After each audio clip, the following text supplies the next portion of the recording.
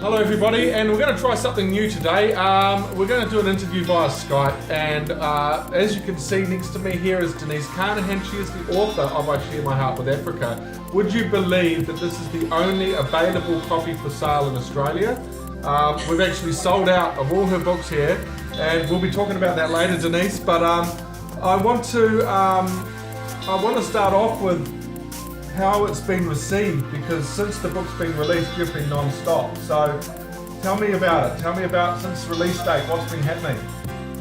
Oh God, hi Ocean, first of all. It's been absolutely crazy, the whole thing. I think as soon as it was released, I had sold out within a couple of weeks of my first initial print. So fortunately, I kind of thought that maybe I should get a reprint organised beforehand. So I did that, and thank goodness, because yeah, it's just gone crazy. There's a couple of pinnacle moments here that you're missing out. So if you don't mind, number one is this. We printed 500 books. We sent them over to you. Before they even arrived in New Zealand, you had emailed me and said, Ocean, I've sold out, I need more. And I'm like, hang on.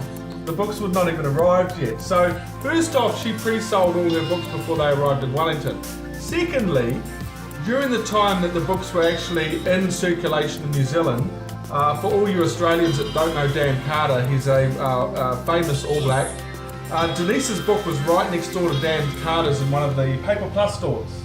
Yeah, that's right, Paper Plus, yeah. And then I saw a photo a couple of days later, and it was Denise books that were sold and not Dan Carter's. So, you know, that's pretty damn good, Denise. I know, it was crazy. The whole thing was crazy, and it's still in the bookshops, and it's still selling, and I'm still getting reorders from selected Paper Plus stores. So it's been amazing, the whole journey. I had no idea just how it was going to take on a life of its own, really. Okay, well let's educate these people and that are watching, and tell them what this book is about. I Share My Heart with Africa. Tell us all about it, Denise. So it's my African journey, and it started with my son's Year 8 school project on family roots 16 years ago. From that story came the knowledge for the first time of my grandfather's mixed race roots. He was half African, half English. That set me on a journey immediately to, first of all, find out about this family, try and see if I could find family in South Africa, connect with them, and this is exactly what happened. And then in 2009, my husband and I took a trip to South Africa, and we met the family, embarked on a 3-month adventure travel trip through Africa. I went back the following year to do some voluntary work in Kenya. The following year after that, my husband Chris and I and a friend Mandy built our first school in the slum in Kenya. So basically the story is about all the joys, the satisfaction, the challenges, the battles, the drama, and the overwhelming desire to carry on helping the kids in Kenya. Basically, that's it. I think the whole process of building a school in a third world country is just absolutely mind-blowing. And where does the motivation come from to do something like that? I mean, obviously your roots is one thing, you're connected to the country, to the people, but to be able to absorb a lot of time and energy into that process must have been massive. Where did it come from? It was just there. For me personally, I just had I felt like I had hardly any control over it. I had this overwhelming passion and desire to do it, and I had never in a million years, if somebody had asked me, 5 years ago, 6 years ago, if we'd ever been building schools in Africa, there's absolutely no way. There's no way in this world would I have thought that. So for me, the desire and the determination is just in here. And how's the school and how are the kids doing? What's the update? Well, we're on our second school now, Culminating Learning Centre, and it is absolutely fantastic. We have a whole new structure, well, the Kenyan community where the school is. Everything about that school is completely different to the first one, and it works.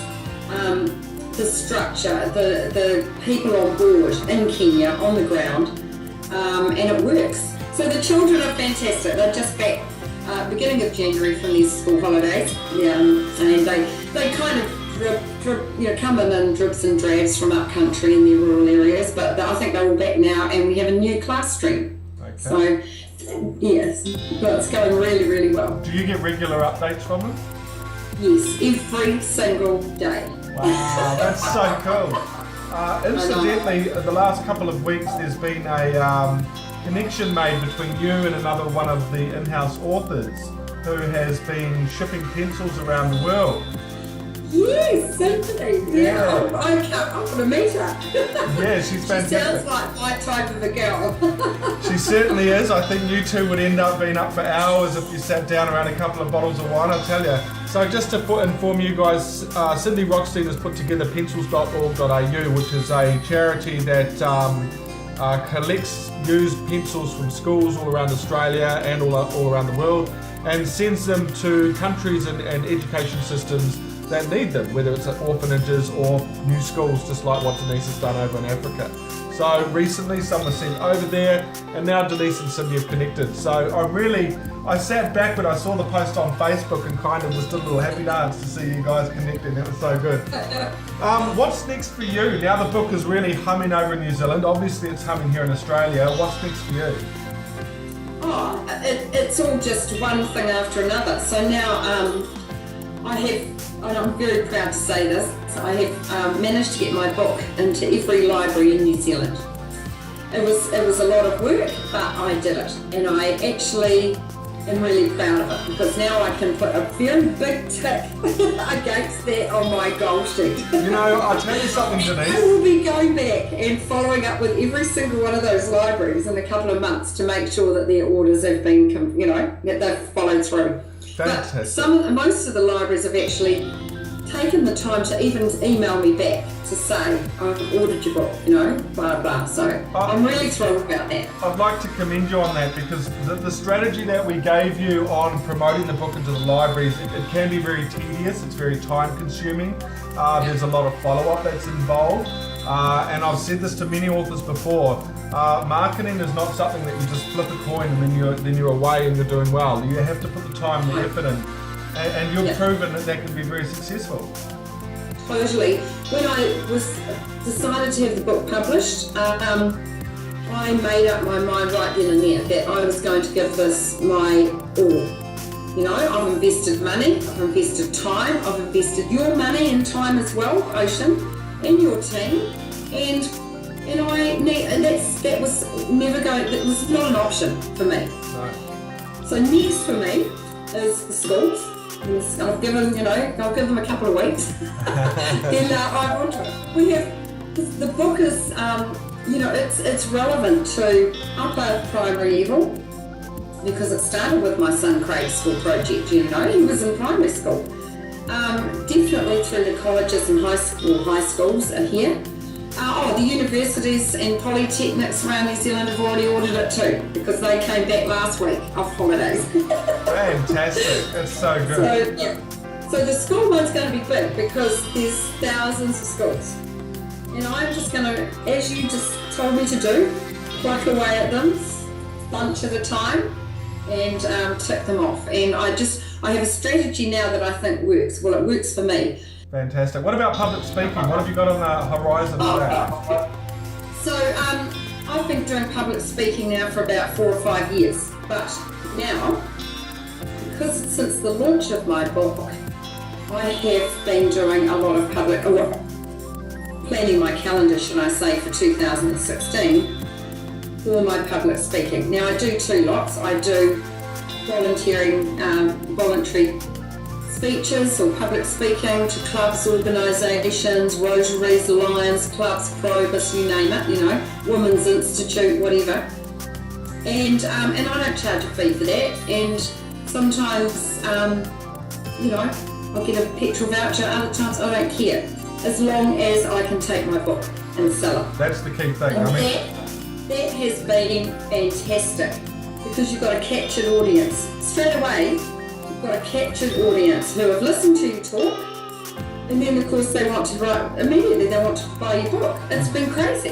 Yeah, it's remarkable, and I think that like 2015 and especially going into this year as well, one of the key ways to market a book that is non-fiction is to get in front of an audience and talk about it. Because and the author's the best salesperson for their book. They've got the most conviction behind the story, so it's not hard to see that when you're having those sort of presentations. So again, well done. I know, and I also, for me personally, the more that I have got involved with this book since November, the more enthusiastic. I remember saying to you, Ocean, this is a really good idea, publishing my book, but I couldn't market it. I wouldn't know how, I wouldn't know the first thing about it. And now I have seen such a huge change, and rapidly too, in my approach to marketing it. Now I can sell it to, Do you think it is marketing now that you're really in the hum of it? It's been like 2 or 3 months and you're really feeling it. Do you feel that it's work? That it's work. Yeah. Work. No way! I love it. It's me now. It's my life. Wow. And so the other thing I'm also doing, which is also following on from this, is that I've made a connection with a world adventure travel company. And so I'm going to be doing a speaking tour with them. I think not only congratulations for the success that you've achieved by this. I mean, it is a testament to independent publishing and the fact that it can work very successfully. Totally.